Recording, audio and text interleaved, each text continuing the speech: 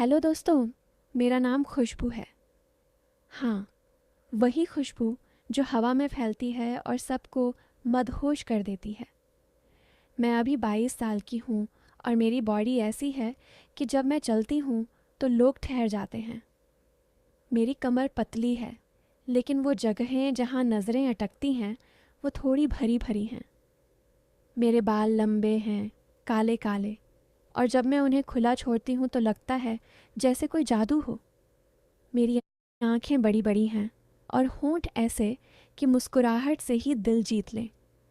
मैं एक छोटे से गांव में रहती हूँ, लेकिन शहर की लड़कियों से कम नहीं हूँ।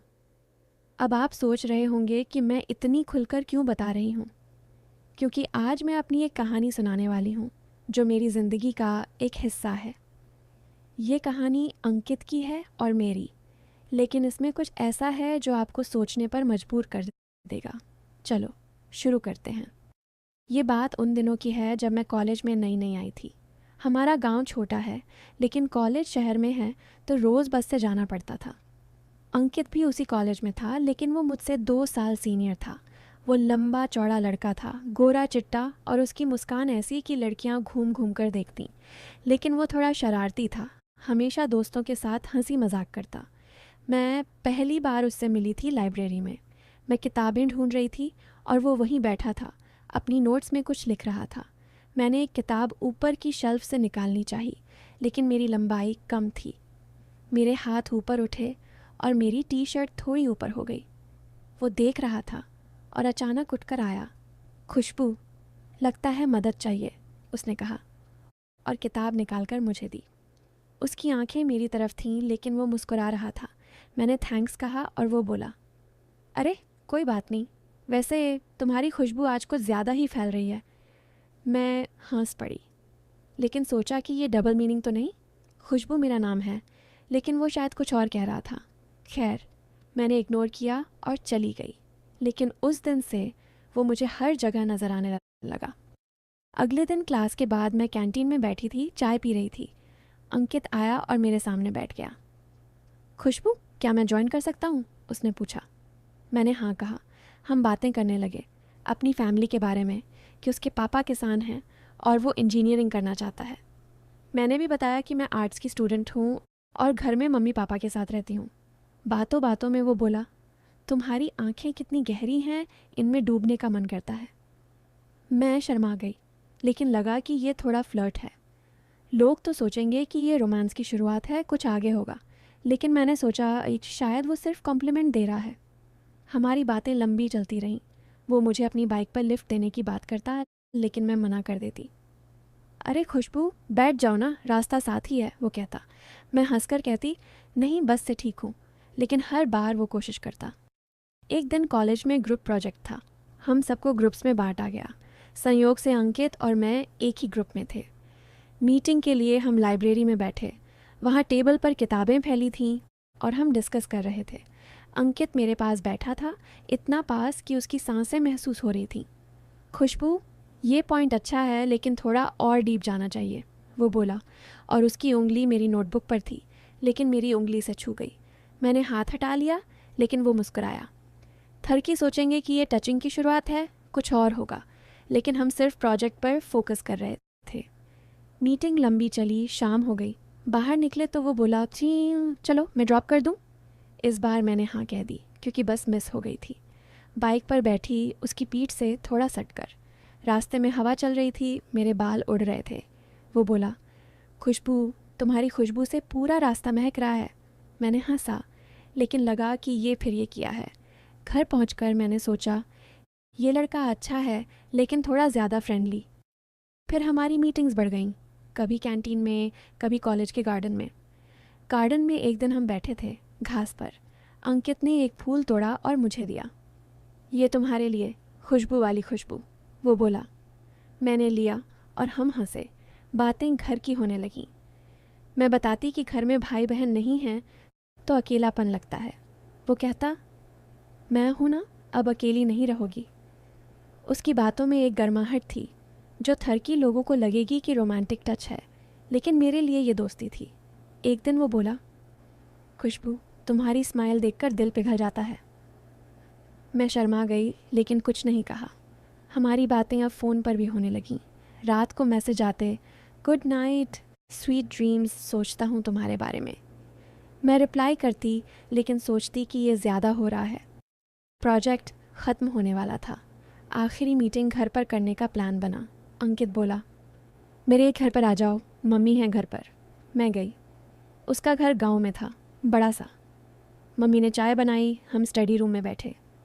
अंकित ने दरवाज़ा बंद किया ताकि डिस्टर्ब न हो। हम काम कर रहे थे लेकिन वो मेरी तरफ देखता रहता। खुशबू, तुम्हारी स्किन कितनी सॉफ्ट लगती है, वो बोला और मेरी हाथ को छुआ। मैंने हाथ हटा लिया। अंकित, फोकस करो। लेकिन वो हंसा। लोग सोचेंगे कि अब कुछ होगा, कमरे में अकेले। लेकिन मम्मी बीच में आ गई स्नैक्स लेकर। हमने काम ख़त्म किया और मैं चली गई। रास्ते में सोचती रही कि ये क्या हो रहा है। अब हमारी दोस्ती गहरी हो गई थी। अंकित मुझे हर बात शेयर करता। एक दिन कॉलेज में वो उदास था। मैंने पूछा, क्या हुआ? वो बोला, घर में प्रॉब्लम है, पापा की तबीयत ठीक नहीं। मैंने सांत्वना दी, उसका हाथ पकड़ा। वो मेरी तरफ देखा। खुशबू, तुम हो तो सब ठीक लगता है। उसकी आंखें गीली थीं। मैंने कहा, चिंता मत करो, मैं हूं ना। वो बोला, तुम मेरे लिए स्पेशल हो। बातें इमोशनल हो गईं। थर्की लोगों को लगेगा कि ये क्लोजनेस फिजिकल की तरफ जा रही है, लेकिन ये सिर्फ सपोर्ट था। हम अब रोज़ मिलते, बातें करते। वो मुझे अपनी फैमिली की स्टोरी सुनाता, मैं अपनी। एक शाम हम कॉलेज के बाद पार्किंग में थे। अंकित की बाइक ख़राब हो गई।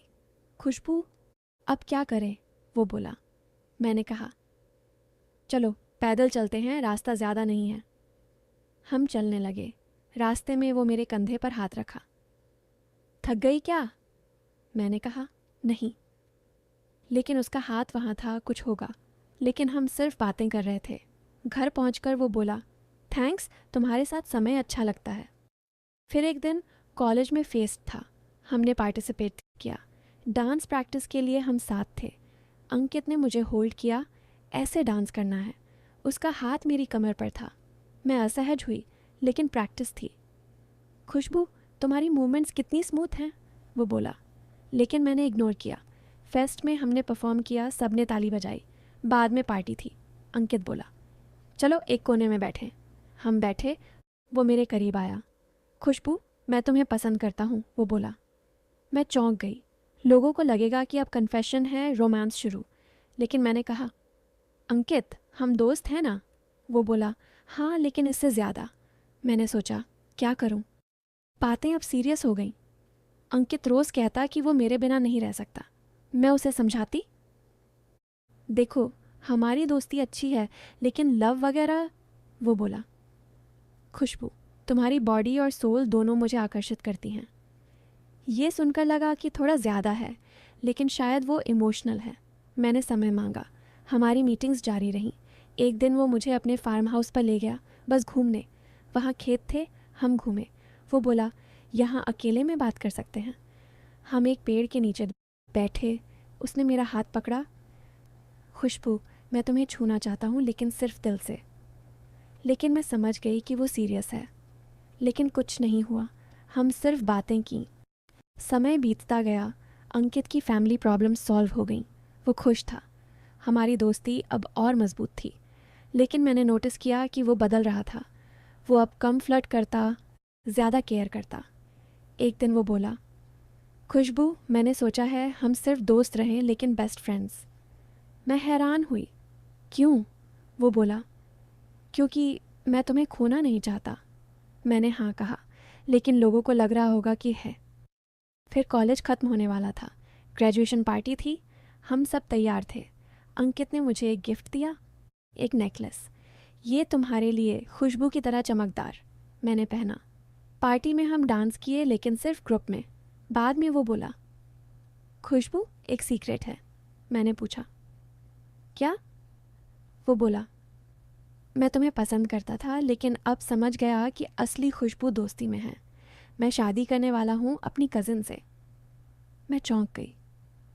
क्या? वो बोला, हाँ, फैमिली डिसीजन, लेकिन तुम हमेशा स्पेशल रहोगी। लेकिन असल में ये एक प्यारी दोस्ती की कहानी थी जो इमोशंस पर बेस्ड थी।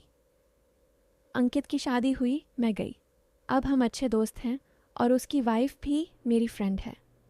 अंत में लोग भी कहेंगे कि वाह अच्छी स्टोरी, लेकिन अच्छा एंड। और अच्छे लोग तो खुशी हैं। ये मेरी कहानी थी, खुशबू की खुशबू वाली।